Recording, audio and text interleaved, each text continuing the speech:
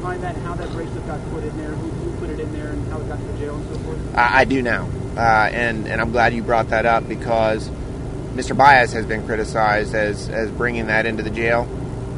Based on that criticism, we talked, and as it turns out, that bracelet was placed in Casey Anthony's clothes by the family, and they didn't do it knowing that it was not the right thing to do. They did it to show support for their daughter. Mr. Baez has taken the hit for that, and that's not right, because he didn't do it and he did not know about it. Do you know what their purpose in doing that was? Did they want her to wear it to court? Is that what they're doing? They wanted her to know that they love her, they support her, and it's just as simple as that. In your dealings with the Anthony family, as an overall statement, are they satisfied with the way that their daughter's defense is being handled? I can't answer that question. Why not? I can't answer that question. Can you explain, recent, I know you brought it up with the why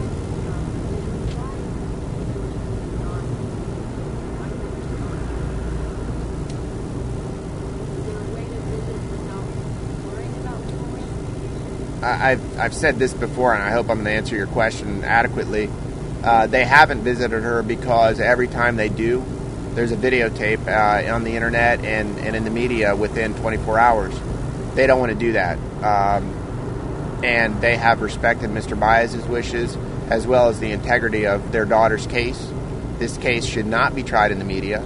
She's got a right to be proven guilty beyond a reasonable doubt, and if the state can't meet that burden, then a jury's got to find her not guilty. And that should be done by a jury of her peers and not the public and not the media.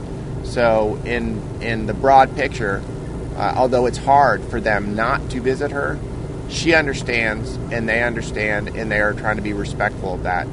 At the same time, they don't have any problem with a videotape of them telling their daughter that they love her and they support her being broadcast. So it's kind of a fine line, and hopefully we'll get to the point where that's a possibility. Are they communicating with letters at this point? Are they communicating in other ways that are not? Yes, I mean, they communicate through Mr. Baez, and again, he's trying to protect the integrity of his case, and they respect that. There's been a lot of talk. A lot of people are wondering where the Anthonys are and what their beliefs are. Do they still believe in Casey's innocence? They support their daughter, and they love their daughter, and that's as far as I can go with that. They don't know, as we all don't know, what happened. We're waiting for that to come out, and as I said earlier, a jury will determine her guilt or innocence, but in terms of what comes out, it's still a big question mark. Brad, how hard has it been for Cindy to plan this memorial service and know that Caylee can't be there too? How has that been for Cindy and George? Very difficult.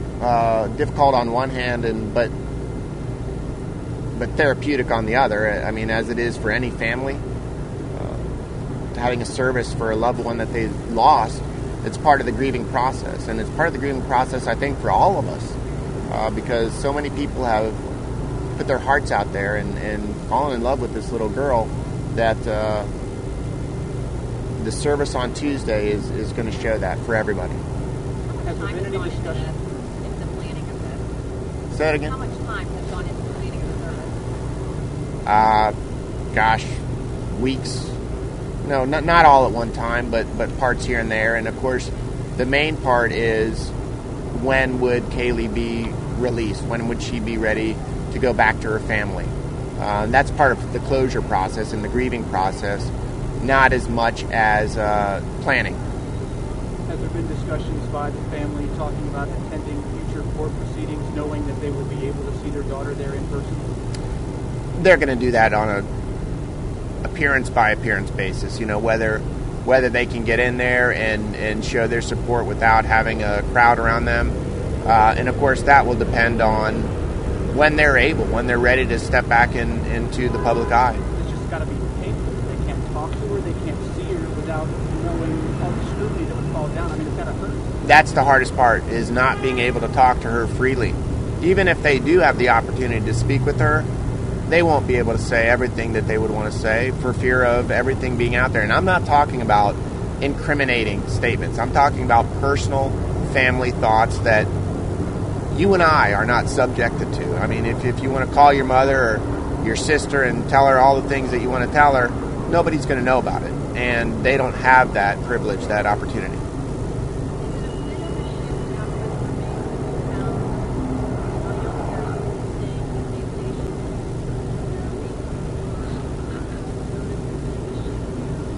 There's no shift.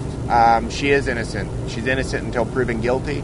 And that's what I keep trying to stress is keep that in mind. You know, at a time when you have men and women in Afghanistan, Iraq, and other parts of the world fighting, dying, and coming home in pieces, emotionally and physically, these are the rights that they're fighting for.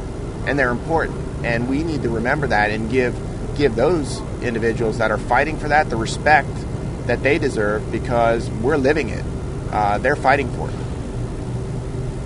Brad, how many people are you expecting to come to the memorial? I know the church says they seat 5,000, and I guess is there potential for an overflow seating? Do you think that might be an issue? Or? There is overflow. I think that the church will be packed.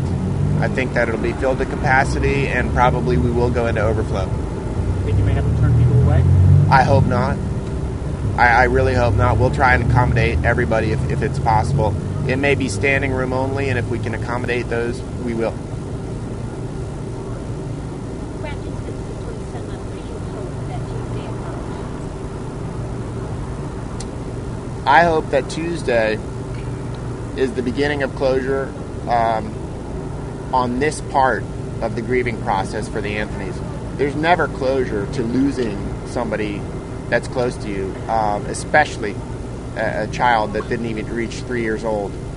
This little girl has touched everybody's hearts. Everybody that looks at her, that hears her, can't help feeling for her and for the Anthonys. So I hope that Tuesday is the beginning of the next step of the grieving process for them. And I also hope that for the public, they are able to show up and realize that it's about Caylee Anthony and nobody else, and they're able to give their respects and their tears and their prayers for her, and that everybody is able to take the next step from here. Do you have any reaction to bounty hunter Leonard Padilla coming back into town? Unless he's moving in, I don't know why he belongs here, and I'd like to see him go back home, honestly. Is he coming to the funeral? Have you heard that? Will he be welcome? Yeah, will he be welcome? You know, I'm just going to stand or sit on what I said earlier, which is those people that aren't invited probably know they're not invited, and I would hope that they have the sense not to show up and create a scene. Anything else? Thank you all.